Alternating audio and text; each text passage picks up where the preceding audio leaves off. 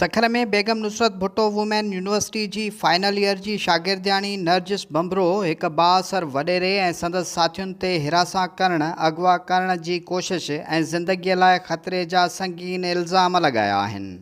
नर्जिस बंबरो मुताबिक़ ॻोठ लौंग बंबरो जो वडेरो समो ख़ान बंबरो खेसि ज़बरदस्ती दोस्ती रखण लाइ दबाउ विझी रहियो हो।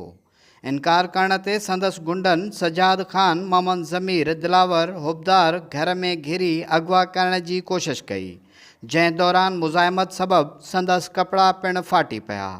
रड़ियुनि ते संदसि घर वारनि बचाए वरितो। शागिर्दियाणीअ ॿुधायो त साॻियनि ई माण्हुनि रस्ते में बि खेसि अगवा करण जी कोशिश कई, जंहिंखां पोइ हूअ अगवा जे डप सबबि यूनिवर्सिटी वञण ई छॾे ॾिनो। घर ख़ाली करे सखर ऐं खैरपुर जे मुख़्तलिफ़ हंधनि ते रहण ते मजबूर आहे।